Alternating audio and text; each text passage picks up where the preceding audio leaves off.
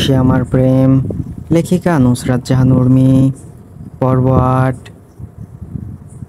গাছের সাথে ঠেস দিয়ে চোখ বন্ধ করে বসে আছে অবন্তিকা। ঘন ঘন শ্বাস নিচ্ছে সে।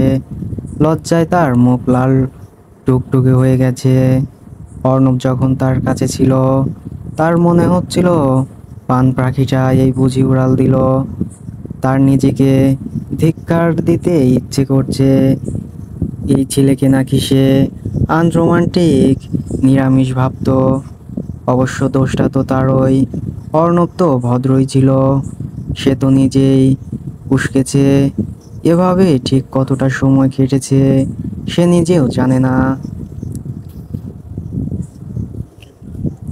অর্ণবের নিজেরও তেমন অস্বস্তি লাগছে। কেমন লজ্জা লজ্জা লাগছে। লজ্জায় কানের পাতা লাল হয়ে গেছে। অবন্তিকার দিকে তাকিয়ে মুচকি মুচকি হাসছে সে। তখন অন্যরকম রকম একটা নেশা চড়ে গেছিল তার মাথায়। কি থেকে কি করেছে নিজেও জানে না। পশ্চিম আকাশে সূর্য পায় ধ্রুব ধ্রুব ভাব।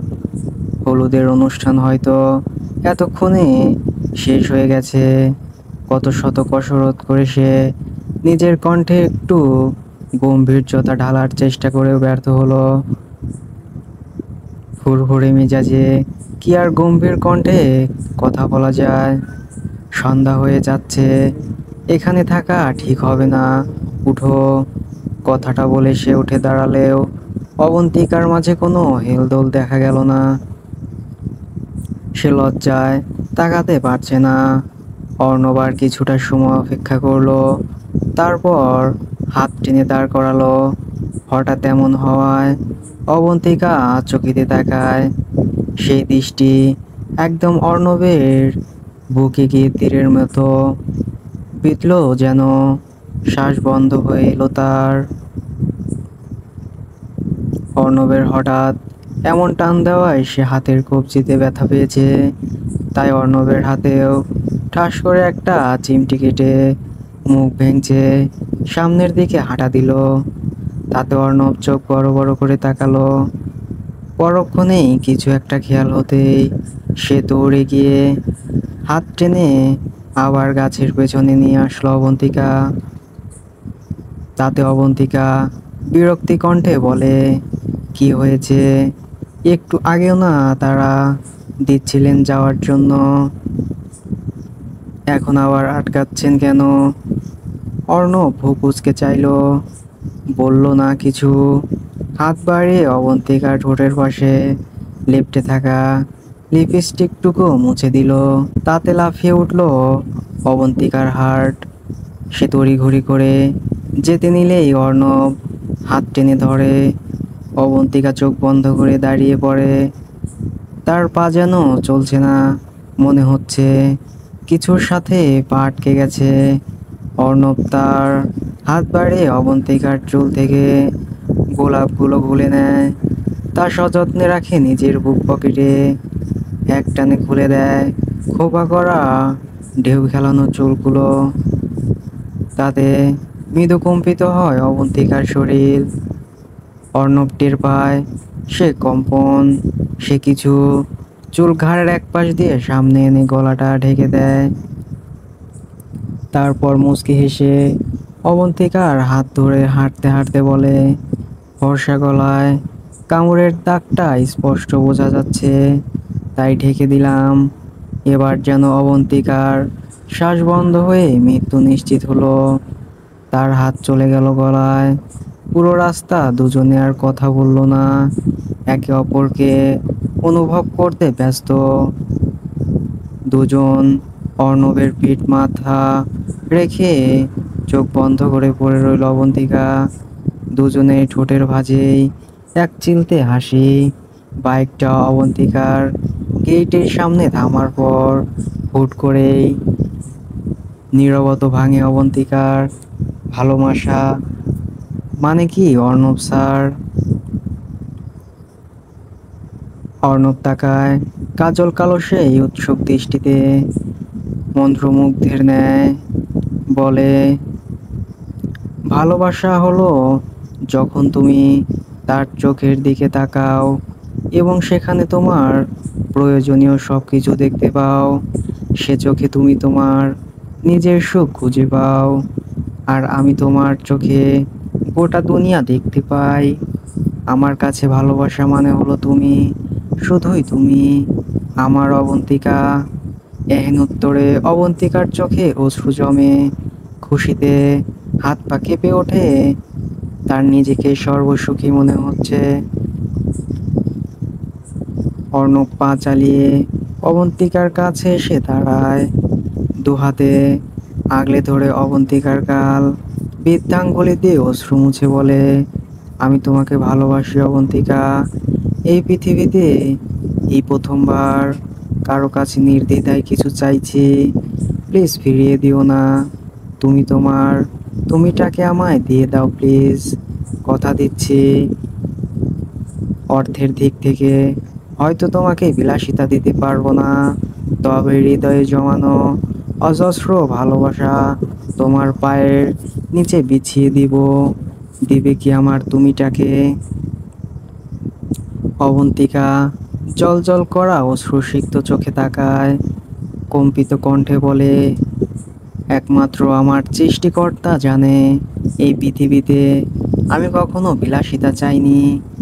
আমি যে ভালোবাসার কাঙ্গাল, আমি শুধু আপনাকে চাই অর্ণব, শুধু আপনাকে খুব ভালোবাসি অর্ণব। 3টা বছর ধরে তিল তিল করে গড়ে উঠেছে এই ভালোবাসা। আপনাকে ছাড়া আমার কিছু চাই না অর্ণব, কিচ্ছু না। খুশিতে অর্ণবের চোখেও অশ্রু জমে। এই মেয়েটা তার কাছে চাঁদ সমতুল্য, যার দিকে হাত বাড়ালেও তার হৃদয় কাঁপত। আজ সেই মেয়েটাকে কত সহজেই বলল তার শুধু অর্ণবকেই চাই। অর্ণব অবন্তিকার কপালে ঠোঁট ডুবিয়ে চুমু খায়, কপালে কপাল ঠেকিয়ে বলে, আমি তোমার হব, তুমি আমার হবে, এবং একসাথে আমরা একটি প্রেমের গল্প হব। সে প্রেমের গল্পে রাগ হবে, অভিমান হবে, সেই অভিমান দিন শেষে ভালোবাসায় রূপ নিবে। আমাদের ছোট্ট একটা সংসার হবে। অবন্তিকা ঠোঁট এলিয়ে হাসে, অশ্রুসিক্ত চোখের সেই হাসিটা অর্ণবের কাছে দুনিয়ার দ্বিতীয়তম সুন্দর হাসি মনে হয়। সে তার মায়ের মুখের হাসিটাকে সবচেয়ে সুন্দর হাসি মনে করত। আজ থেকে আরেকজন যোগ হলো। তারপর দুজন দুজনকে বিদায় জানায়, দুজন ফিরে যায় দুটি গন্তব্যে। ব্যালকনিতে দাঁড়িয়ে থাকা অভিকের চোখেও সুখের অশ্রু ঝরে। অবশেষে তার বোনটাকে কষ্ট পেতে হলো না তার মতো করে। তার বোনটা যে সব সময় কেঁদে এসেছে একটু ভালোবাসার জন্য, আজ বুঝি তা মিলল। অভিকের আজ বড্ড হালকা হালকা লাগছে। সে আকাশ পানে চায়, বিড়বিড় করে অশ্রু চোখে আওড়ায়, তোমার সাথে প্রতিটা দিনগুলো আমি বাঁচার মতো করে বেঁচেছিলাম শ্রাবণী। এখন আমায় একাকিত্ব কুরে কুরে খায়। তুমি কেন চলে গেলে শ্রাবণী? কেন অভিমান করে আকাশের তারা হয়ে গেলে? নয়তো আমাদেরও একটা প্রেমের গল্প হতো। যদি চলেই যাবে বিধ্বস্ত এই আমিটাকে স্বপ্ন দেখানোর কি প্রয়োজন ছিল শ্রাবণী? অন্ধকার আচ্ছন্ন একটা রুম, চারিদিকে মদের উটকো গন্ধ, সিগারেটের ছড়াছড়ি। সেই রুমে একটা চেয়ার দুলছে অনবরত। চেয়ারটায় বসে বসে সিগারেট টানছে একটি পুরুষালী অবয়ব। বয়স 50-এর কোঠায়, মুখে দুশ্চিন্তার ছায়া। এতদিনের সাজিয়ে রাখা খেলাটা হঠাৎ কেমন বিগড়ে যাচ্ছে। বাংলাদেশে কিছু ডাকচের ব্যবসা বন্ধ হয়ে গেছে। তার এসব কে করছে সেটাই খুঁজে বের করতে পারছে না তিনি। এত বছরের বন্দি করে রাখা খেলার সবচেয়ে গুরুত্বপূর্ণ গুটিটাই হাতছাড়া হয়ে গেল তার। কোথায় পালালো খুঁজেই পাচ্ছে না কেউ। এসব চিন্তায় তার রাতের ঘুম হারাম। 17টা বছরের তিলে তিলে গড়ে তোলা সাম্রাজ্য এভাবে কোন পুনপুটির ছায় এসে ধ্বংস করতে চাইছে, চাইলেও তো আর হতে দেওয়া যায় না। তখনই সশব্দে বেজে উঠল তার পাশের টেবিলে থাকা ফোনটা নিয়ে কানে ধরতেই ওপাশ থেকে বলে, বস আর দুদিন পর 100টা মেয়ে পাচারের ব্যবস্থা করা হয়েছে, আপনি আসবেন?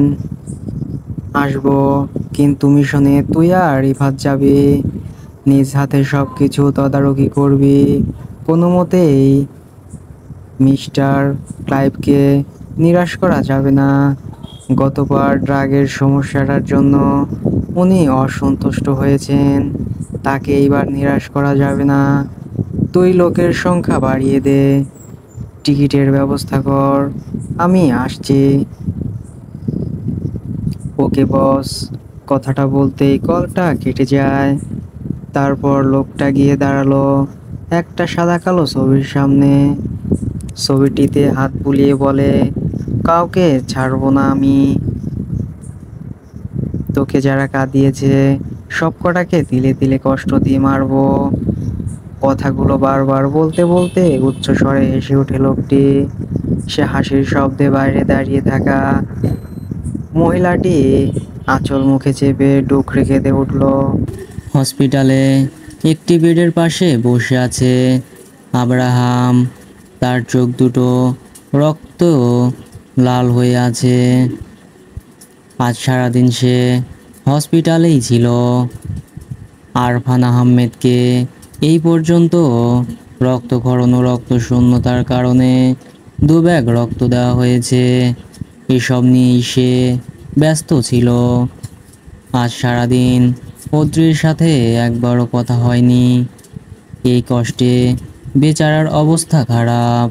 অদ্রিকে কল দিয়েছিল কিন্তু কেউ ধরেনি। পরে নীলকে কল দিয়ে খবর নিয়েছে মেয়েটা নাকি আজ সারাদিন তার রুম থেকেই বের হয়নি। এই নিয়ে আব্রাহামের যত চিন্তা। যেই মেয়েটা 1 সেকেন্ড চুপ করে থাকতে পারে না, সেই মেয়ে সারাদিন রুমে বন্দি। এটাই মূলত আব্রাহামের চিন্তার মূল কারণ। আব্রাহামের চিন্তার মাঝেই মিস্টার আরফান আহম্মদের জ্ঞান ফিরে। তিনি নিচু কণ্ঠে ডাক দেয়, আব্রাহাম। তাতে আব্রাহামের চিন্তা ভাবনায় ছেদ পড়ে। সে এগিয়ে গিয়ে বলে, কেমন লাগছে এখন বাবাই? তুমি ঠিক আছো? ক্লান্ত লাগছে, কিছু খাবে তুমি? আব্রাহামের এমন চিন্তা দেখে ভদ্রলোক ঠোঁট এলিয়ে হাসেন। তারপর বলেন, আমি ঠিক আছি আব্রাহাম। আমার মেয়েটার কোনো খোঁজ জানিস? ওরা কি আমার মেয়েটাকেও মেরে ফেলেছে? তুমি কাদের কথা বলছো বাবাই? কারা তোমাকে আটকে রেখেছিল? আর অদ্রি তো ছোট থেকেই আমাদের সাথে আছে। নীলিমা ফুপ্পি ওকে নিজের কাছেই রেখেছে। অদ্রি ভালো আছে। ওরা কে আমিও জানি না। 13টা বছর ধরে বন্দি করে রেখেছে, কিন্তু কাউকেই আমি চিনতে পারিনি। শুধুমাত্র একটা ছেলে আসতো খাবার দিতে, দিনে একবার। ছেলেটার নাম ইফাত। অল্প বয়সে এসবে জড়িয়ে পড়েছিল। ও আমাকে অনেকবার মুক্ত করতে চেয়েছিল। আজ আমি তোর সামনে আছি। এর কারণটাও ইফাত, কিন্তু কেন সেটা আমিও জানি না। ওরা বাংলাদেশের বিভিন্ন স্থানে ড্রাগ সাপ্লাই করে, নারী পাচার করে আমি শুনেছিলাম একদিন। আব্রাহাম এবার বুঝতে পারল, যাদেরকে সে গত 3 বছর ধরে হন্য হয়ে খুঁজে চলছে, তারাই বাবাইকে আটকে রেখেছিল। কিন্তু কেন? কি এমন শত্রুতা ছিল? বাড়ি ফিরল রাত 12টার দিকে। তারপর কোনো দিকে না তাকিয়ে আব্রাহাম রুমে গিয়ে ফ্রেশ হয়ে নিল। তার মনটা কেমন খসখস করছে। অদ্রিকে সারাটা দিন দেখেনি, তাতেই তার মনের অবস্থা করুন। রুমে গিয়ে দ্রুত ফ্রেশ হয়ে বেরিয়ে পড়ল। দরজা ভিতর থেকে লাগানো, তাই পকেট থেকে চাবিটা বের করে দরজার লক খুলল আব্রাহাম। অন্ধকারে আবৃত রুমটা, বারান্দার দরজা দিয়ে একটুখানি আলোর আবছা আবছা দেখা যাচ্ছে সবকিছু। রুমের অবস্থা করুন, সবকিছু এদিকে সেদিকে ছড়িয়ে রয়েছে। নিচে কাচের সমারোহ, বিছানার বালিশগুলো এলোমেলো হয়ে পড়ে আছে দরজার সামনে। রুমের এমন বেহাল দশা দেখে ভ্রু কুঁচকে যায় আব্রাহামের। কপালে চিন্তার ভাঁজ স্পষ্ট। সে দ্রুত গতিতে এগিয়ে যায় সামনে। আবছা আলোয় দেখা যাচ্ছে বিছানায় একটি মেয়েলি অবয়ব, লম্বা লম্বা ঘন কালো চুল গুলো বিছানায় ছড়িয়ে রয়েছে। থেকে থেকে কাঁপছে শরীরটা। শাড়ির আঁচলটা মেঝেতে গড়াগড়ি খাচ্ছে, আর অদ্রি বিছানার উপর হয়ে শুয়ে আছে। এমন অবস্থা দেখে আব্রাহামের মুখে ভয় দেখা গেল। বিছানায় শুয়ে হেঁচকি তুলে কাঁদছি আমি। পুরো পৃথিবীটাই আমার কাছে অসহ্য লাগছে। বুকের ভেতর কেমন একটা কষ্ট হচ্ছে। মনে হচ্ছে আমার সব কিছু শেষ হয়ে গেছে, আমি মরে যাব এখনই। আব্রাহাম আমার না ভাবতেই কলিজা কাঁপছে আমার। চোখ দিয়ে অনবরত পানি পড়ছে। মানুষটার বুকে আমার আগেও অন্য কেউ মাথা রেখে শান্তিতে ঘুমিয়েছে, তাকে ছুঁয়েছে, তার ভালোবাসা পেয়েছে ভাবতেই কষ্টে বুকটা ফেটে যাচ্ছে যেন। অদ্রির এমন অবস্থা দেখে আব্রাহাম এগিয়ে গেল। অদ্রির পাশে গিয়ে বুকের সাথে জড়িয়ে নেয়। অস্থির কণ্ঠে বলে, অদ্রি কি হয়েছে তোমার? অসুস্থ লাগছে? খারাপ লাগছে? নাকি কেউ কিছু বলেছে? বলো আমাকে। হঠাৎ উনি আমাকে জড়িয়ে ধরায় আমি তাকালাম তার দিকে। এই মানুষটা সত্যিই কি আমার না? ভাবতেই চোখ দিয়ে আবারও অশ্রু গড়ালো। চোখ দুটো লাল হয়ে ফুলে আছে, চোখের কাজল, ঠোঁটের লিপস্টিক ছড়িয়ে গিয়েছে। কাঁদতে কাঁদতে হেঁচকি উঠে গেছে মেয়েটার। অদ্রির এমন বিধ্বস্ত চেহারা দেখে আঁতকে উঠে আব্রাহাম। বৃদ্ধাঙ্গুলি দিয়ে মুছে দেয় মেয়েটার চোখের পানি। সেই স্পর্শে কেঁপে উঠলাম আমি। ব্যথিত কণ্ঠে জিজ্ঞেস করলাম, আব্রাহাম, আমাকে এভাবে ঠকালেন আপনি? কিভাবে পারলেন? কি দোষ ছিল আমার? আপনি কেন আমার না আব্রাহাম? অদ্রির এহেন কথায় ভড়কে গেল আব্রাহাম। এমন কথা শুনে সে কি বলবে বুঝতেই পারছে না। আব্রাহাম ভড়কে যাওয়া কণ্ঠে বলে, হোয়াট? কি বলছো তুমি? আমি কখন তোমাকে ঠকিয়েছি? Are you crazy? ওনার এমন প্রতিক্রিয়ায় আশার আলো দেখতে পেলাম আমি। হয়তো আমি তখন ভুল শুনেছি। তাও নিশ্চিত হতে বললাম, আপনি কি ম্যারিড আব্রাহাম? আমার কথা শুনে স্তব্ধ হয়ে গেলেন উনি। ওনাকে দেখে মনে হচ্ছে এমন কিছু সে আশা করেনি মোটেও। আমি দুহাত বাড়িয়ে ওনার দুই গালে হাত রেখে বললাম, বলুন না আব্রাহাম, এটা মিথ্যা। আমি ভুল শুনেছি। আপনি যা বলবেন আমি তাই বিশ্বাস করব। আমাকে সম্পূর্ণ ভুল প্রমাণিত করে আব্রাহাম বললেন, আমি ম্যারিড। ওনার এহেন উত্তর নিভে গেল আমার একটুখানি আশার আলো। দম বন্ধ হয়ে এলো আমার, চোখ দিয়ে পানি গড়িয়ে পড়লো আবার। আমি কম্পিত কণ্ঠে বললাম, আপনি ভালোবাসেন আপনার স্ত্রীকে? নিজের প্রাণের থেকেও বেশি। তাহলে আমার সাথে এসব কি ছিল আব্রাহাম? আপনি আমাকে এভাবে কেন আব্রাহাম? কি দোষ ছিল আমার? বিনিময়ে উনি চুপ রইলেন, হাত বাড়িয়ে আমার চোখের পানি মুছিয়ে দিলেন। আমি আর সহ্য করতে পারলাম না। ধাক্কা দিয়ে সরিয়ে দিলাম তাকে। চোখ বন্ধ করে জোরে একটা শ্বাস নিয়ে নিজেকে শক্ত করে দরজার দিকে আঙ্গুল তাক করে বললাম, বেরিয়ে যান আব্রাহাম, আর কখনো আমার সামনে আসবেন না। আপনার মুখটাও দেখতে চাই না আমি। উনি বিনা বাক্য ব্যয়ে বেরিয়ে গেলেন। তা দেখে আমার নিজেকে ধিক্কার দিতে ইচ্ছে হলো। ঠোঁট বাঁকিয়ে তাচ্ছিল্যের হাসি হাসলাম। নিজের উপর বিরক্ত লাগছে আমার। ওনার সাথে পরিচয়ের একটা মাসও হয়নি, এর মাঝেই এতটা দুর্বল কিভাবে হয়ে গেলাম আমি? অনুভূতি কেন এতটা গাঢ় হলো? এত কেন কষ্ট হচ্ছে আমার? কি দোষ ছিল আমার? ভালোবাসাটাই কি আমার সবচেয়ে বড় ভুল? কেমন পাপের শাস্তি পাচ্ছি আমি? আমি তো কাছে যাইনি, উনিই তো এসেছিলেন আমার কাছে। আমার অনুভূতিগুলোকে প্রশ্রয় দিয়েছেন, আমাকে আগলে রেখেছেন, বিশ্বাস করিয়েছেন তিনি আমাকে ভালোবাসেন। এত নিখুঁত অভিনয় কি আসলেই সম্ভব? চোখে এত অনুভূতি নিয়েও কি ছলনা করা যায়? মিথ্যা ভালোবাসা নিয়ে ছুঁয়ে দিলেও কি সে স্পর্শ এতটাই সত্যি হতে পারে? জানি না, কিছুই জানি না। আমার শুধু ইচ্ছে করছে ওনাকে নিয়ে কোথাও একটা পালিয়ে যেতে। বাকি সব মিথ্যা, সব কিছু মিথ্যা। তখনই দরজা দিয়ে ভেতরে প্রবেশ করলেন আব্রাহাম। ওনাকে দেখে আমি মুখ ফিরিয়ে নিলাম। উনি এগিয়ে আসছেন আমার দিকে। প্রতিটা কদমের সাথে সাথে বেড়ে চলছে আমার হৃৎপিণ্ডের গতিবেগ। পুরো এলোমেলো রুমটায় আমি একা বসে আছি। রুমের দরজাটা হা হয়ে খুলে আছে। আমি স্তব্ধ হয়ে বসে আছি।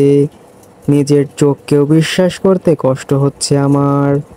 হাতের মুঠোয় থাকা ফোনটার দিকে তাকাতেই আমার ঠোঁটের কোণে হাসি ফুটে উঠল। ফোনের স্ক্রিনে ভাসছে একটা কামিননামার পিক, যেখানে স্বাক্ষরের জায়গায় জ্বলজ্বল করছে দুটো নাম, ফারহান আব্রাহাম শেখ এবং আদ্রিয়ানা অদ্রি। এবার কিছু কিছু প্রশ্নের জট খুলল আমার মনের। এই কারণেই ওনার প্রতি আমার এত অনুভূতি। এই জন্যই বুঝি ওনাকে আমার এতটা আপন লাগে। সত্যিই তো উনি আমার আপন, আমার সবচেয়ে কাছের মানুষ, আমার অর্ধাঙ্গ, আমার স্বামী।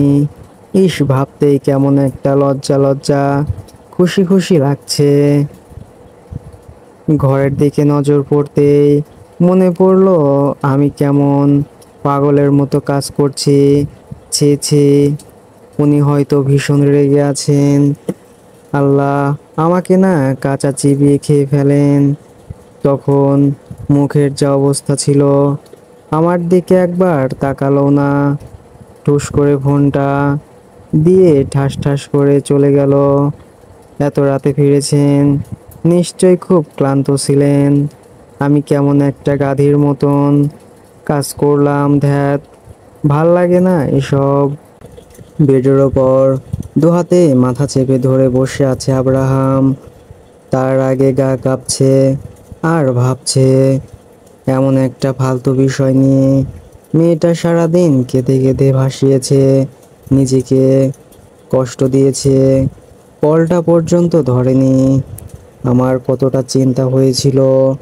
ওর ধারণা আছে মহারানী তো অভিমান করতে আর অভিযোগ সাজাতে ব্যস্ত ছিল। ওকে এমন বিধ্বস্ত অবস্থায় দেখে আমার ঠিক কতটা খারাপ লেগেছে। ওর কোনো ধারণা আছে, কোনো কিছু না বুঝেই সব সময় এমন করে। ওকে একটা শাস্তি তো দেওয়া দরকার, তাহলে আর কখনো নিজেকে অন্তত না বুঝে কষ্ট দিবে না। আব্রাহামের ভাবনার মাঝেই সে দরজার সামনে একটা ছায়া দেখতে পায়। ফলে তার ঠোঁটে হালকা হাসি ফুটে ওঠে পরক্ষণেই, আবার মুখটাকে থমথম করে বিছানায় শুয়ে পড়ে। দুরু দুরু বকে ওনার রুমের দরজার সামনে দাঁড়িয়ে আছি, ভেতরে উকি ঝুঁকি দিয়ে দেখার চেষ্টা করছি কি হচ্ছে। ওনাকে শুয়ে পড়তে দেখে বুকে ফু দিয়ে সাহস জুগিয়ে রুমের ভেতর পা দিলাম। বাড়িতে মানুষ গিজ গিজ করছে, কেউ দেখে ফেললে ভুলভাল ভাববে, তাই দরজাটা লাগিয়ে দিলাম। উনি চোখ বন্ধ করে শুয়ে আছেন, ঠিক বুঝতে পারলাম না উনি ঘুমিয়ে নাকি জেগে আছেন। একটু আগেও না বসেছিল, এত জলদি কেউ ঘুমিয়ে পড়ে কি জানি। আজকে সারাটা দিন দেখিনি ওনাকে, একটু আগেও বোকামির কারণে মানুষটাকে কষ্ট দিয়েছি। সারাদিন ব্যস্ত ছিল, রাতে কি কিছু খেয়েছে কে জানে। আমি কিছু না ভেবেই ওনার বুকের ওপর মাথা রেখে শুয়ে পড়লাম। উনি আমাকে জড়িয়ে ধরলেন না, আমি মাথা উঁচিয়ে ওনার গালে চুমু খেলাম, তাতেও কোনো প্রতিক্রিয়া নেই। সত্যি কি ঘুমিয়ে পড়েছে। ওনার চোখ মুখ কেমন শুকিয়ে গেছে, আমার ওপর রাগ করে হয়তো, আরও মেজাজ খারাপ তার।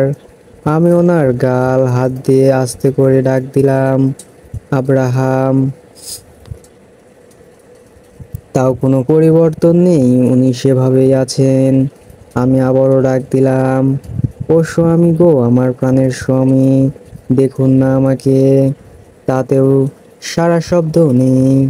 আমি আবারও ডাকলাম, তারপরেও কথা বললেন না উনি। তারপর মুখে মিছে অভিমান নিয়ে বললাম, তাকাবেন না তো? আচ্ছা চলে যাচ্ছি বলেই উঠতে নিলাম, তখনই উনি কোমর চেপে ধরলেন। সঙ্গে সঙ্গে আমার ঠোঁটের কোণে বিজয়ী হাসি ফুটে উঠল। আমি জানতাম উনি আমাকে যেতে দিবেন না, কিন্তু এখনো চোখ বন্ধ করেই আছেন। আমি এবার আদুরে গলায় বললাম, এই যে তাকাবেন না, আই অ্যাম সরি। সরি তো, তাকান না, এই দেখুন না। তাতেও কাজ হলো না। আমি বুঝলাম ওনার রাগ ভাঙানো এত সহজ না। আমি এবার ওনার মুখের দিকে এগিয়ে গেলাম, কপালে আলতো করে ঠোঁট ছুঁয়ে বললাম সরি। তারপর ওনার দু চোখের পাতায় ঠোঁট ছুঁয়ে বললাম, আর কখনো আপনাকে ভুল বুঝবো না, প্রমিস। সরি। ওনার দুই গালে আর নাকে চুমু খেয়ে বললাম, সরি তো, একটু তাকান না, এই যে। আবার আমার অনেক খারাপ লাগছে, এত কেন রাগ করবেন উনি? সারাদিন তো আমি কেঁদেছি, না খেয়ে থেকেছি, আমার বুঝি কষ্ট হয়নি? চোখে অশ্রু জমলো আমার, ঠোঁট ভেঙে আসলো কান্নায়। এত নিষ্ঠুর কেন উনি? আব্রাহাম অদ্রির বাচ্চা মতে মনে মনে হাসছে আর চোখ বন্ধ করে তার হৃদয়ের রানীর ছোট্ট ছোট্ট ছোঁয়াগুলোকে অনুভব করছে। এত মিষ্টি করে যদি রাগ ভাঙায়, তাহলে তো সে হাজারবার রাগ করতে রাজি আছে। হঠাৎ আব্রাহামের গালে অদ্রির চোখের পানি পড়তেই সে চট করে চোখ মেলে তাকালো। অদ্রি ঠোঁট চেপে কান্না আটকানোর চেষ্টায় ব্যস্ত। অদ্রির অশ্রুগুলো যেন তার হৃদয়ে ছুরির আঘাত করলো। আব্রাহাম অদ্রির কোমরে টান দিয়ে বিছানায় শুয়ে দিয়ে অদ্রির ওপর ঝুঁকে পড়ল, কপালে কপাল ঠেকিয়ে দু চোখের পাতায় চুমু খেয়ে বলল, তোমার চোখের এই অশ্রুগুলো আমাকে বড্ড কষ্ট দেয় প্রেয়সী। আমি এবার চোখ তুলে তাকালাম তার দিকে, অবাক কণ্ঠে বললাম, আপনি অভিমান করেননি? উনি আমার কথায় ঠোঁট চেপে হাসলেন, মুখ নামিয়ে আবার ঠোঁটে আলতো করে চুমু খেলেন। তাতে কেঁপে উঠলাম আমি, লজ্জায় চোখ নামিয়ে নিলাম। ওনার এমন ঘোর লাগা দৃষ্টিতে তাকানোর সাহস আমার নেই। উনি আমার নাকের ডগায় চুমু খেয়ে বললেন, অভিমান হলো দুইটা মানুষের মাঝে, কোনো না কোনো কিছু সৃষ্টি করা, সেটা হয়তো বা ভালোবাসা, নয়তো দূরত্ব। ভালোবাসাটা আমাদের মধ্যে আছে, আমি বিন্দুমাত্র দূরত্ব আমাদের মাঝে চাই না। মানুষ তার জীবনের বিরাট একটা অংশ অভিমান করে কাটিয়ে দেয়। জীবনটা খুব ছোট্ট, তাই ছোট্ট জীবনের প্রতিটা প্রহর আমি তোমার ভালোবেসে কাটাতে চাই বউজান। সত্যি ইনি দূরত্ব মিটিয়ে দিলেন আমার ঠোঁটে। ওনার জামরঙা ঠোঁট জোড়ার আধিপত্য বিস্তার হলো ক্ষণিকেই। শিহরণে রোমাঞ্চিত হলো আমার সম্পূর্ণ সত্তা। আবেশে বন্ধ হলো আঁখি।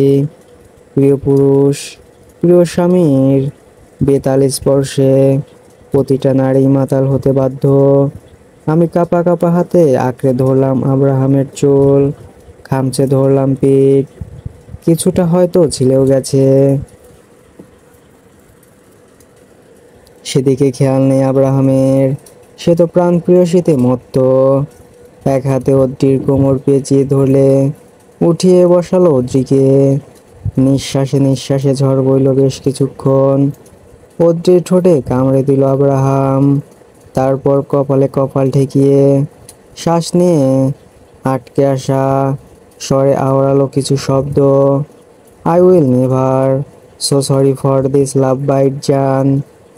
ওনার এহেন কথায় আমি কেঁপে উঠলাম, আরো শক্ত করে ওনার চুল খামচে ধরলাম। উনি আমার গলায় মুখ ডুবিয়ে দিয়ে বললেন, তোমার এই খামচিগুলোকে প্রচণ্ড মিস করছি। দেড়টা বছর। I missed you so much my love. ওনার এমন বেসামাল স্পর্শে কাঁপছি আমি।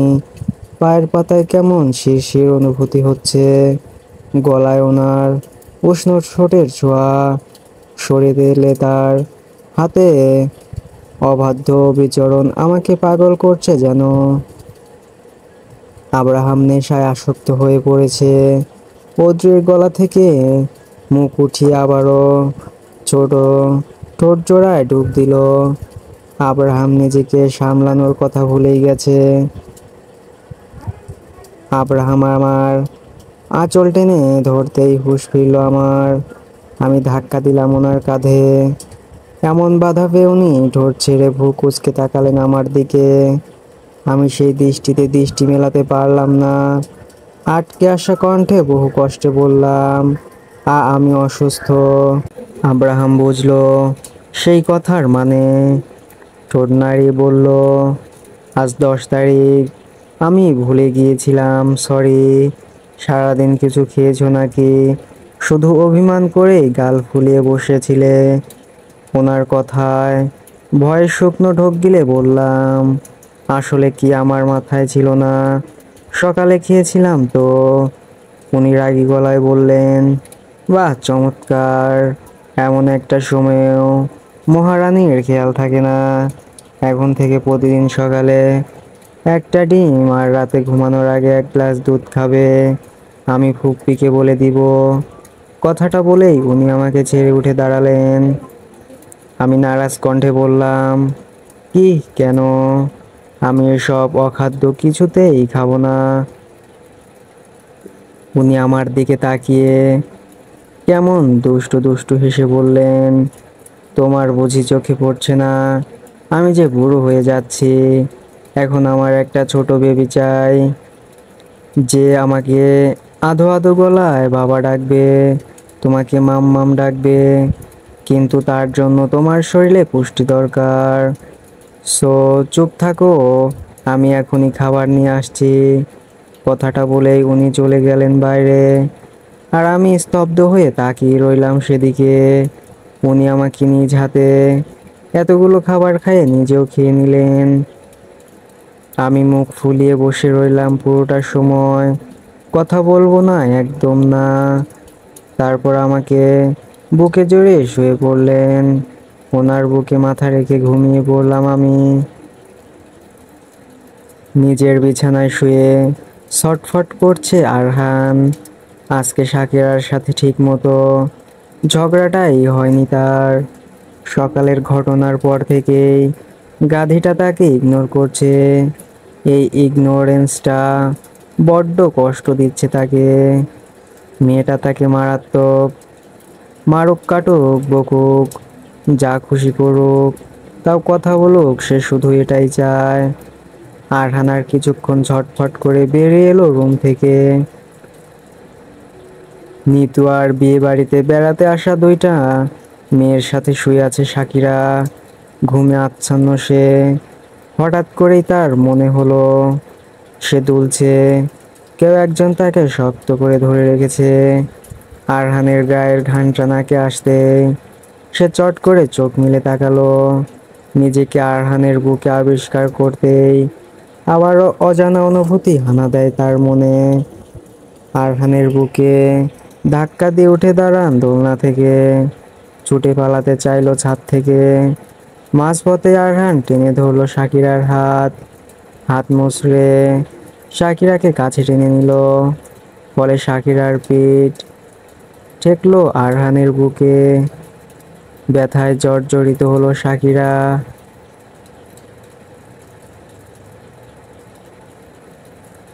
আরহান রাগে ক্ষোভে ফুঁসে উঠে বলল, তোর সাহস দিন দিন বেড়েই চলেছে।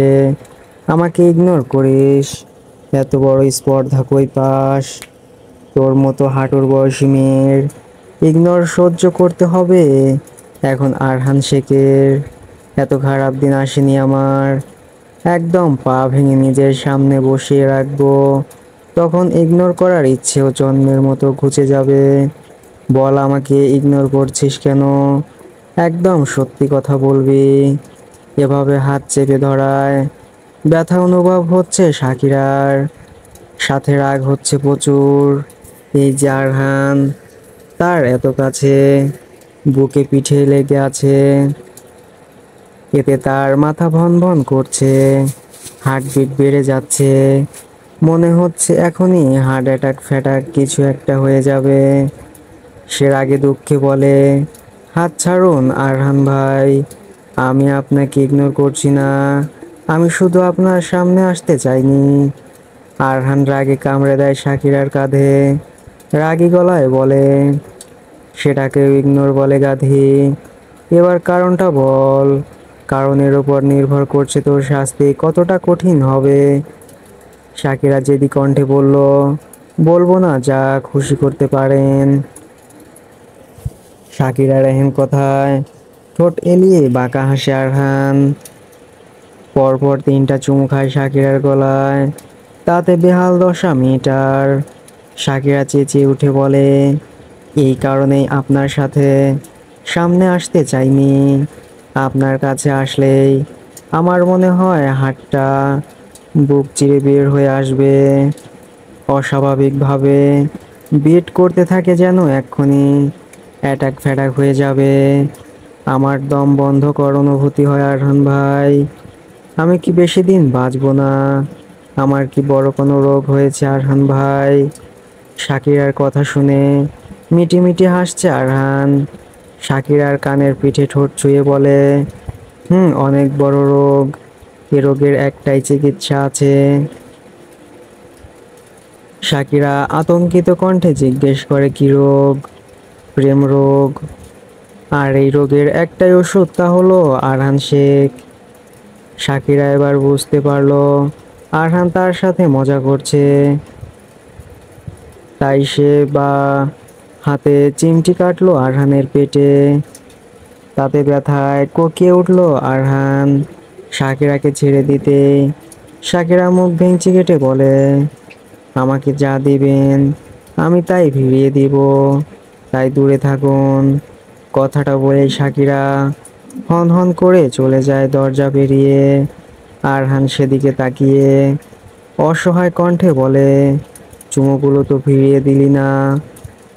গুনে গুনে তিনটা চুমু খেয়েছি, একটাই না হয় ফিরিয়ে দিতি, ধন্য হতাম আমি।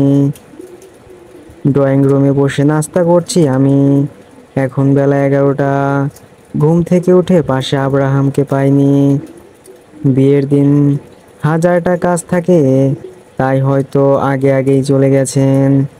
আর আমি বাড়ির বউ হয়ে পড়ে পড়ে ঘুমাচ্ছি। ইস, আমি ওনার বউ ভাবতেই লজ্জা লাগছে। কালকে বোকার মতো কি কান্না টাইনা করেছিলাম ওনাকে অন্য কারো ভেবে। অবশ্য একদিক থেকে ভালোই হয়েছে, নয়তো এই লোক কখনো বলতো না কি সন্দেহ।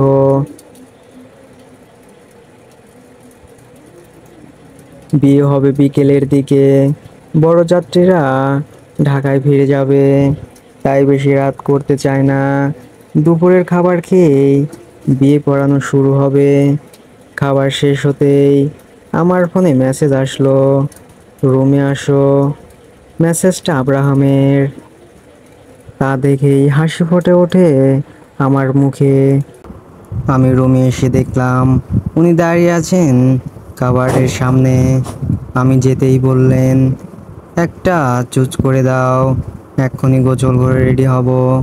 তুমি বের করে রাখো।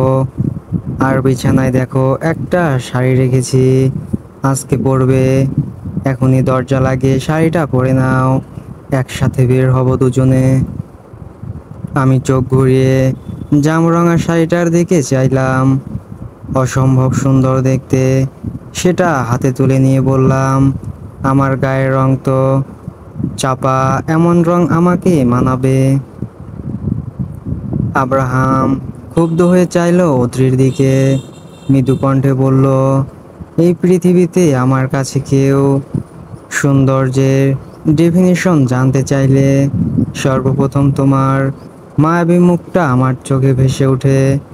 বিশ্বাস করো প্রিয়সী, আমার চোখ দিয়ে কোনো পুরুষ তোমাকে দেখলে কথা দিচ্ছি সে আর কোনো নারীকেই দেখতে চাইবে না। তুমি অনেক সুন্দর, সত্যি বলছি, আমার চোখে তুমি অস্পরা। আমি যেদিন তোমাকে প্রথমবার দেখেছিলাম আমার হৃদয় ফিস ফিস করে বলেছিল, এই অনন্যাকেই চাই।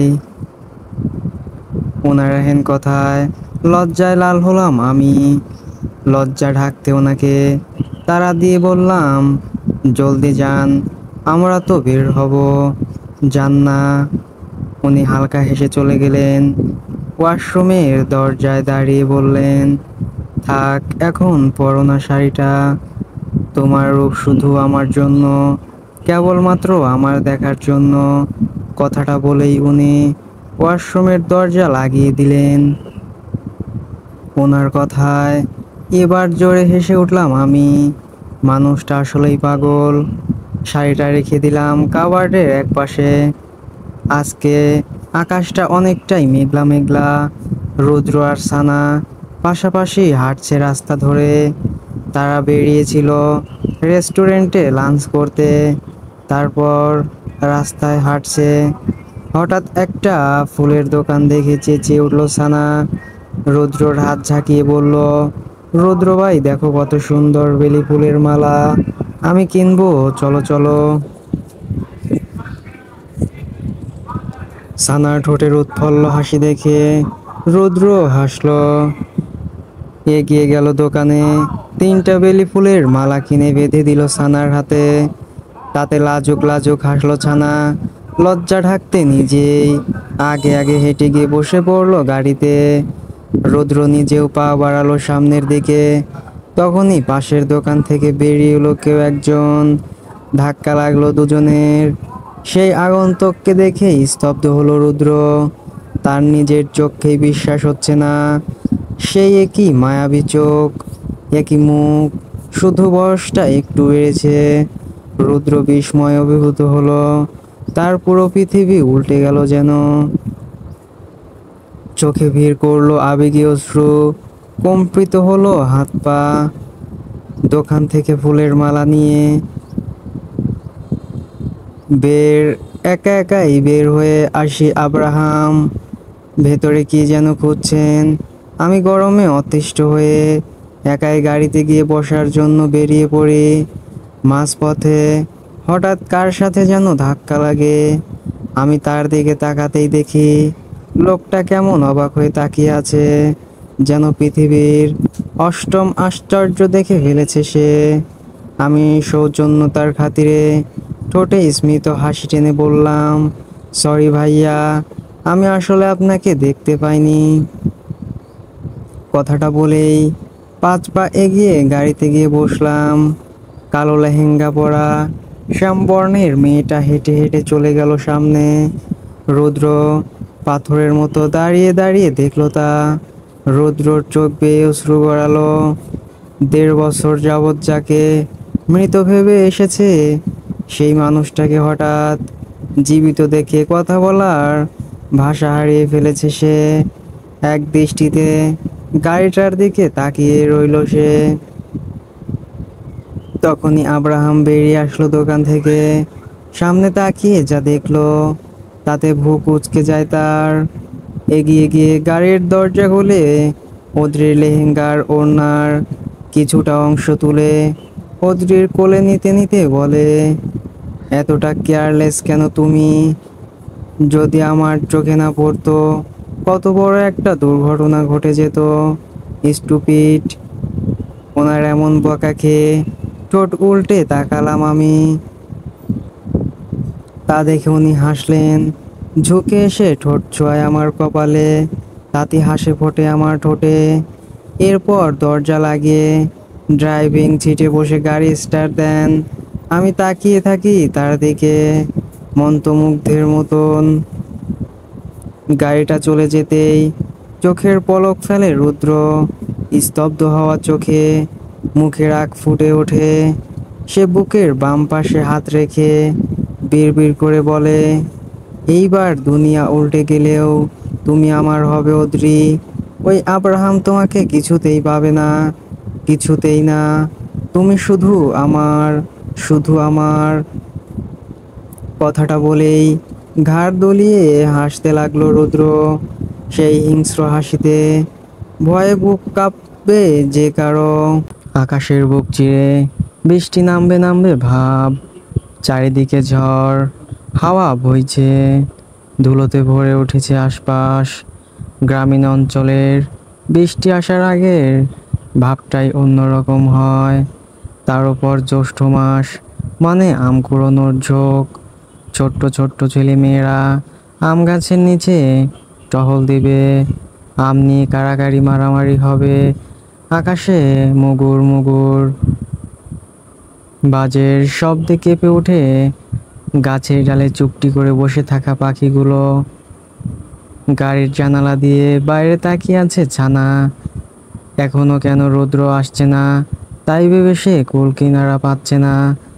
আর কিছুক্ষণ অপেক্ষা করে ছানার দরজার বাঁধ ভাঙলো। গাড়ির দরজা খুলে বেরিয়ে আসতেই আকাশের বুকে চিরে ঝপঝপ করে বৃষ্টি ঝরলো ধরণীর বুকে। সেই বৃষ্টির প্রতিটা ফোঁটা ছুঁয়ে গেল 26 বছর বয়সী মেয়েটির। মুহূর্তেই ভিজে চুপচুপে হলো ছানা। কিছুটা পথে গিয়ে যেতেই দেখলো একা একটা ফাঁকা রাস্তায় ছোট্ট একটা বেঞ্চে বসে আছে তার প্রাণের পুরুষ, তার রুদ্র ভাই। ছানার এখনো মনে পড়ে সেই দিনের কথা, যখন রুদ্র তার অনুভূতিগুলোকে লাই দিত খুব। ছানা তখন সবে 17 বছরের, রূপে গুণে গুণান্বিত অপরূপা কিশোরী। চোখে রঙিন চশমা, যা দেখে তাই সুন্দর লাগে। হৃদয়ে তখন তার প্রণয়ের ঝড় শুরু হয়েছে। কি করবে না করবে বুঝতে না পেরে অভিমানে ভরে উঠল তার হৃদয়। রৌদ্রর ভালোবাসা পাওয়ার নেশায় দিন দিন পাগল হচ্ছিল সে। কিন্তু অপর পাশের ব্যক্তিটি এ বিষয়ে ছিল সম্পূর্ণ অজ্ঞাত। হঠাৎ করেই মাথায় ভূত চাপলো সানার। আমেরিকার মতো উন্নত একটা আধুনিক দেশে বড় হয়েও তার দাদির যুগের মেয়েদের মতোই সানা একটি কাগজের পাতায় ক্ষুদ্র ক্ষুদ্র অনুভূতিগুলো সাজিয়ে লিখত। সেই ছোট্ট পাতায় লেখা চিঠিটা লিখতে গিয়ে তার হাত কাঁপছে অসংখ্যবার। দম বন্ধ করা অনুভূতি নিয়ে নিজের অনুভূতিগুলো লিখলো সেই কাগজে। চুপি চুপি গিয়ে রুদ্রের বইয়ের ভাঁজে রেখে আসলো সেই অনুভূতিপূর্ণ চিরকুটটা। রুদ্র যখন তার দেওয়া চিঠিটা পড়ে মিটিমিটি হেসেছিল, দরজার আড়ালে লুকিয়ে থাকা সানার বুকের ভেতর নতুন ঝড়ের সৃষ্টি হয়েছিল। এরপর থেকে সে প্রায়ই চিঠি লিখত। রুদ্রের বিপরীতে কখনো কিছু বলেনি, এমনকি সব সময় নর্মাল ব্যবহার করেছে।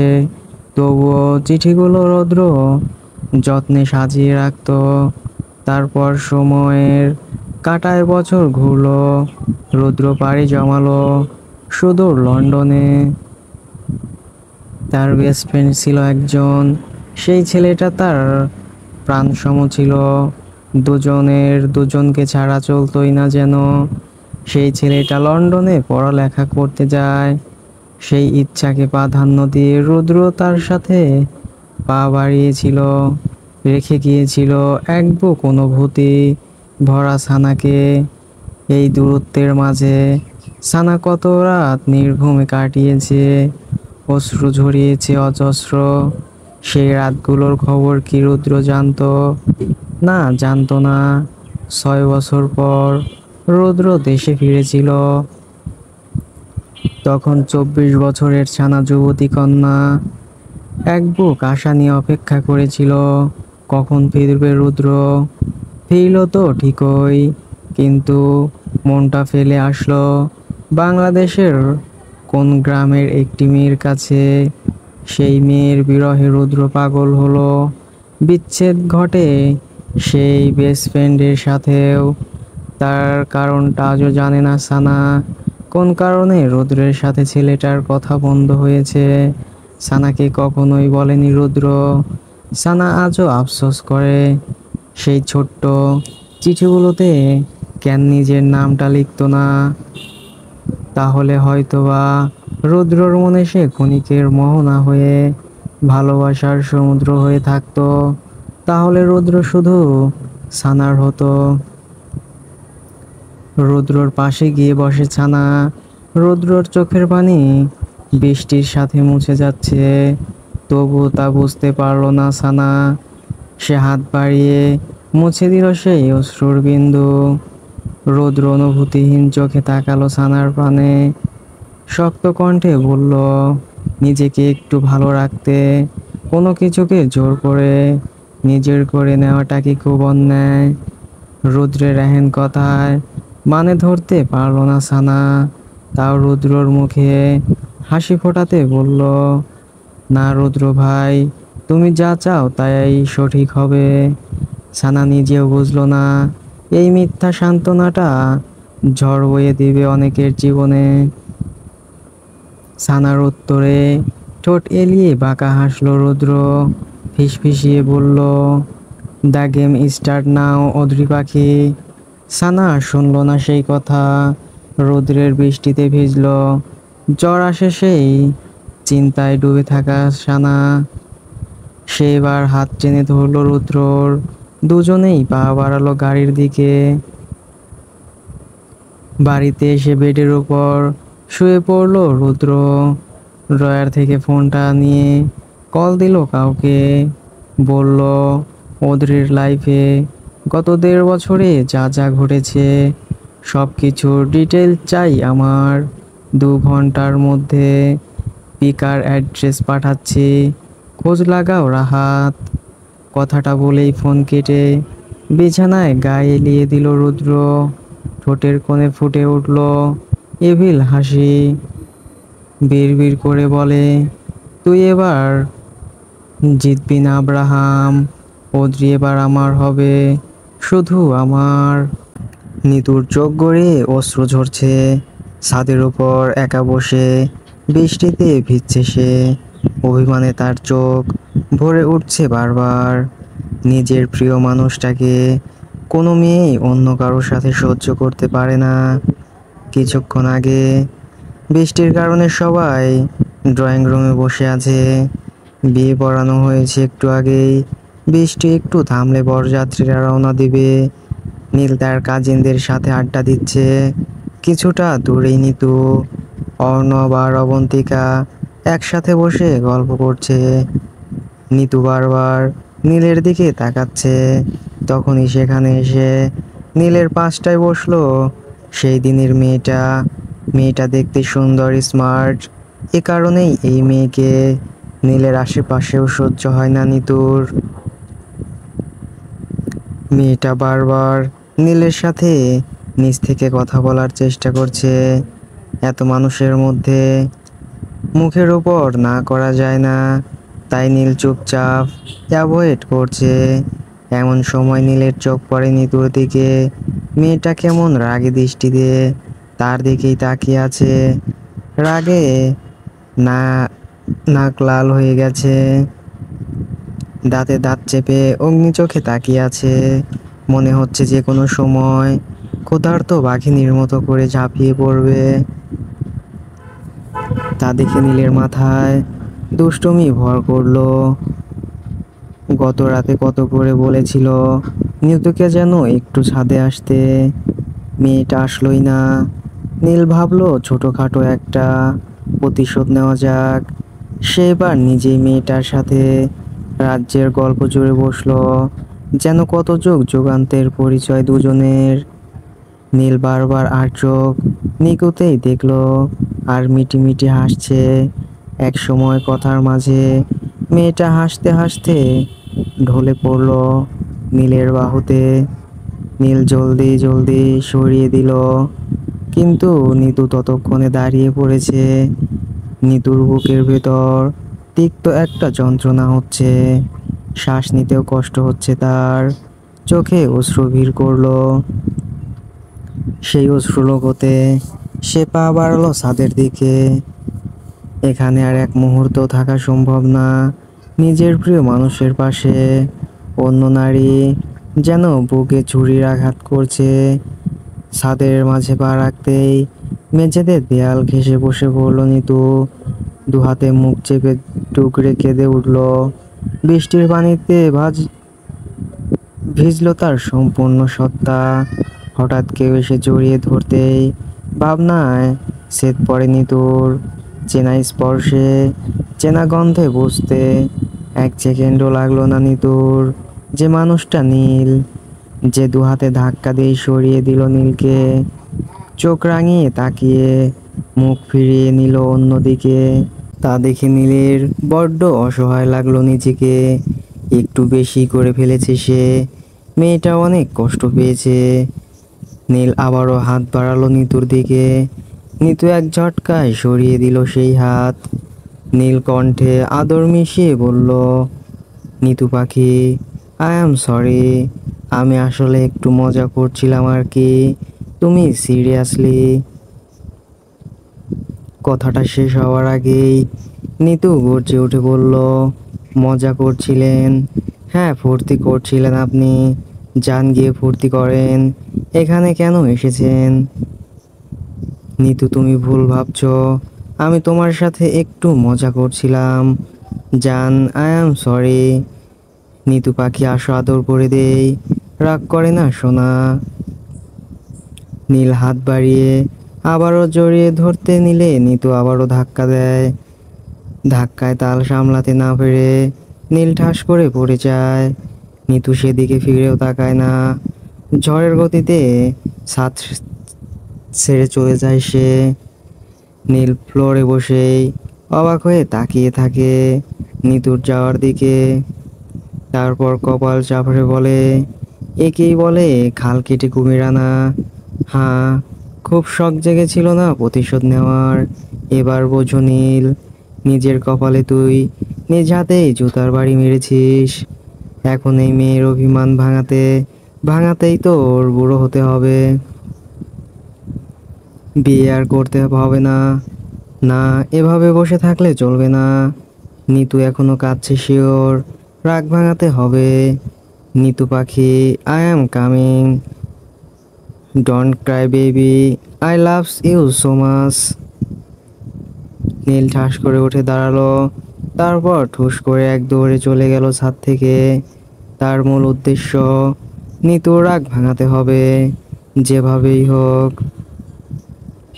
একটা মাত্র না হওয়া বউ তার এভাবে রাগ করে দূরে থাকলে ভালো লাগে।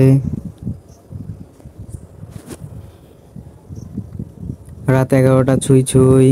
বাইরে বৃষ্টি হচ্ছে এখনো। আমরা শেখ বাড়িতে ফিরে এসেছি সন্ধ্যায়। কালকেই গাজীপুর ফিরতে হবে। আব্রাহামের ছুটি শেষ, তাই এত জলদি ব্যাক করতে হচ্ছে। এতে আমার খুব খারাপ লাগছে।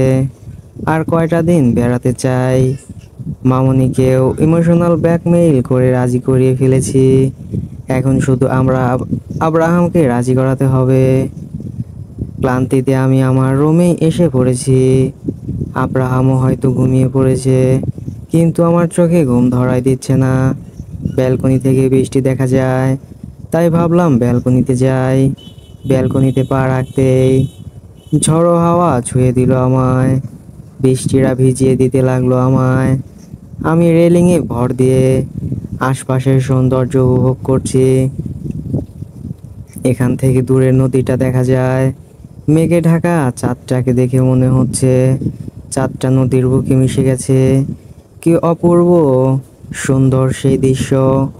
ঘাড় ঘুরিয়ে পাশের ব্যালকনিটায় তাকাতেই চোখ পড়লো একটা দোলনা। তা দেখে অবাক হলাম আমি। এটা আব্রাহামের রুম।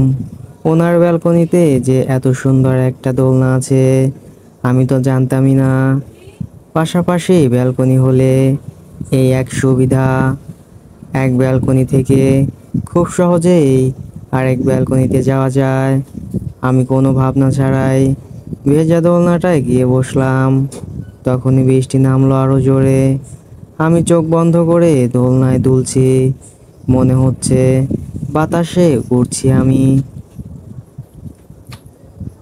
গ্রামে আকাশে মেঘ করছে মানেই কারেন্ট ফুস।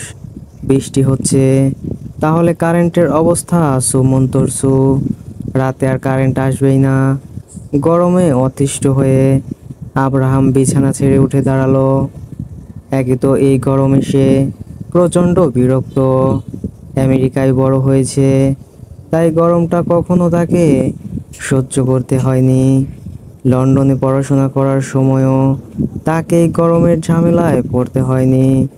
এখন হুট করে এমন গরম কি আর সহ্য করা যায়? অদ্রি এখনো আসছে না দেখে তার মেজাজ বিগড়ে যাচ্ছে। মেয়েটা আবারও অভ্যাসে পরিণত হয়েছে। একা আর ঘুম আসে না। জলজ্যান্ত ছোট্ট একটা বিড়ালের ছানার মতো কিউট বউ তার। তাহলে সে কেন ব্যাচেলর লাইফ স্পেন্ড করবে? বিয়ের পর বউ ছাড়া এতিমের মতো ঘুমানো যায় নাকি? একদম না, অসম্ভব। ব্যালকনির দরজায় এসে দাঁড়াতেই থমকে গেল সে। বৃষ্টিতে ভেজা চুপচুপে গায়ে চুলগুলো বাতাসে উড়ছে। চুলের আগা দিয়ে টপ টপ করে পানি পড়ছে। বৃষ্টির ফোঁটায় ফোঁটায় যেন রূপ বেয়ে বেয়ে পড়ছে। নিজ অর্ধাঙ্গিনীর এমন রৌদ্রোজ্জ্বল রূপে ঝলসে গেল আব্রাহামের হৃদয়। ঝাঁকুনি অনুভব করলো নিজ বক্ষে। ভেজা চুপচুপে লতানো অঙ্গে ঘুরে বেড়াচ্ছে আব্রাহামের দৃষ্টি। অদ্রের চোখে ঠোঁটে গালে লেগে থাকা বৃষ্টির পানিগুলো যেন সম্মোহিত করছে আব্রাহামকে। সে মন্ত্রমুগ্ধের ন্যায় এগিয়ে গেল সেই সম্মোহনী রমণীর দিকে। বৃষ্টিরা ভিজিয়ে দিল তাকেও। হাত বাড়িয়ে থামিয়ে দিল দোলনাটা। হঠাৎ করেই দোলনা থেকে থেমে যাওয়ায় চকিতে তাকালাম আমি। ঘাড় ঘুরিয়ে পেছনে তাকাতেই দৃষ্টি মিলল আব্রাহামের নেশাক্ত ঘোর লাগা দৃষ্টিতে। ওনার এই ঘোর লাগা সাহনির মানে আমার কাছে স্পষ্ট। সে সমুদ্র সম গভীর চোখে চোখ রাখাও মুশকিল। আমি দৃষ্টি ফিরিয়ে সামনে তাকালাম। ঘাড়ে উষ্ণ নিঃশ্বাসের আভাস পেতেই শিরশির করে উঠল পায়ের পাতা। চোখ বন্ধ করে শ্বাসরুদ্ধ হয়ে বসে রইলাম আমি। আব্রাহাম হাত বাড়িয়ে চুল সরিয়ে দিল অদ্রির কাঁধ থেকে। সেই স্পর্শে মৃদু কম্পিত হলো অদ্রি। আব্রাহাম ঝুঁকে এসে উষ্ণ ঠোঁট চেপে ধরে অদ্রির শীতলতম গলার ভাঁজে ভাঁজে কানের পিঠে ঠোঁট ছুঁয়ে বলে, তুমি বর্ষার সমুদ্রের শুভ্র বেলি হয়ে ফুটে ওঠে প্রণয় নগরে। কথা দিচ্ছি আমি বৃষ্টি হয়ে তোমায় ছুঁয়ে যাব ভীষণ আদরে। ওনার এমন কথায় গলা শুকিয়ে কাঠ হলো আমার। আমি এমন শ্বাসরুদ্ধকর পরিস্থিতি থেকে রেহাই পেতে বললাম, রাত হয়েছে, ঘুম পাচ্ছে, আমি বরং যাই। আব্রাহাম মানল না সেই নিষেধাজ্ঞা। বসলো অদ্রির পাশে, এক হাতে জড়িয়ে ধরলো ছোট্ট পাখিটাকে নিজ বক্ষে, কাঁধে ঠোঁট ছুঁয়ে বলে, আমি তোমার বিরহে মরেছি, আর তুমি নিষ্ঠুর রমণী এই বৃষ্টি বিলাসী হয়ে রূপ চড়াচ্ছ। এটা কি ঘোর অন্যায় নয়? যা ছোঁয়ার অধিকার কেবলই আমার, তা কেন বৃষ্টি ছুঁয়ে দিব? ওনার এহেন কথায় ভ্যাবাচেকা খেলাম আমি। কি বলছে এই লোক? পাগল হয়েছে? আমি অবাক কণ্ঠে জিজ্ঞেস করলাম, আব্রাহাম, বাই এনি চান্স আপনি এই নিষ্পাপ বৃষ্টি ফোঁটাগুলোকে হিংসে করছেন? উনি বললেন না কিছু, এক হাতে কোমর পেঁচিয়ে আমার ওনার কোলের উপর বসিয়ে দিলেন। আমি হাত বাড়িয়ে ওনার গলা জড়িয়ে ধরে তার দিকে তাকালাম। উনি আমার গালে ঠোঁট চেপে বেশ খানিকটা সময় নিয়ে চুমু খেয়ে বললেন, ইয়া, আমি প্রচণ্ড জেলাস। ওরা কত সহজেই তোমাকে ছুঁয়ে দিচ্ছে, যা আমি আপাতত পারছি না তা দেখেই আমার হৃদয় চলছে। ওনার কথা শুনে হেসে উঠলাম আমি, গায়ে এলিয়ে দিলাম তার বুকে। আবেশে বন্ধ হলো আঁখি। এই মানুষটা আমার, ভাবতে অন্যরকম একটা শান্তি শান্তি লাগে। চৌরাস্তার মোড়ে, ফাঁকা রাস্তায়, ঝুপঝুপ বৃষ্টির মাঝে কাদা পানিতে নুপুরের শব্দ তুলে অগ্রসর হচ্ছে এক রূপবতী কন্যা। এই মধ্যরাতে এমন লাবণ্যময়ী মেয়েকে রাস্তার মাঝে দেখলে কেউ কেউ ভাববে আসমানের পরী, আর কেউ কেউ ভাববে নিষিদ্ধ পল্লীর নারী, হয়তো অশরীরী আত্মা। কিন্তু এর মধ্যে একটাও না এই মেয়েটা। এই কাঁধার মাঝে হাঁটতে বিরক্ত লাগছে। পৃথার ফ্রেন্ডের বার্থডে উপলক্ষে বেরিয়েছিল বাড়ি থেকে। এতটা লেট হবে বুঝে উঠতে পারেনি পৃথা। রূপে গুণে গুণান্বিত এই কন্যাকে বাবা সহজে একা ছাড়ে না। ছাড়লেও তা কেবলই পৃথার উডবি হাজবেন্ডের সাথেই ছাড়ে। সে তো আরেক পাগল। পৃথাকে মাস্ক আর বোরকা ছাড়া বাড়ির বাইরে বের হতে দিবে না। পুরোপুরি নিষেধাজ্ঞা জারি করা হয়েছে। পৃথার ভাবনার মাঝেই একটা কালো জিপ গাড়ি এসে থামলো তার সামনে। চমকে উঠলো মেয়েটা, কয়েক কদম পিছিয়ে গেল। তখনই গাড়ি খুলে বের হলো দুজন ছেলে। তা দেখে চিৎকার করতে চাইলো পৃথা, কিন্তু তার আগেই নাকে রুমাল চেপে ধরলো তার। চোখ বুজে এলো পৃথার, ঠোঁট বাঁকিয়ে হাসলো সে। বড্ড রহস্যময়ী সে হাসি। পৃথাকে নিয়ে এক মুহূর্তেই স্থান ত্যাগ করলো কালো রঙা গাড়িটা। কিছুটা দূরেই দাঁড়িয়ে সবকিছু গভীরভাবে পর্যবেক্ষণ করছিল একজন 28 বছরের যুবক। চোখে ভাসছে ভয়ের ছাপ। পরক্ষণেই ঠোঁট বাঁকিয়ে হাসলো সে, বিড়বিড় করে বলল, all the best my love, I am coming soon. কথাটা বলেই ফোন বের করে মেসেজ করলো একটা নাম্বারে। তারপর বাইক চালিয়ে হারিয়ে গেল বৃষ্টি ভেজা রাস্তার বাঁকে। সো ফ্রেন্ডস, এখনকার মতো এই পর্যন্তই। পরবর্তী অংশটুকু দেখতে চাইলে অবশ্যই কমেন্ট করে জানিয়ে দিন, এবং নিত্য নতুন গল্প সবার আগে পেতে চ্যানেলটি সাবস্ক্রাইব করে রাখুন।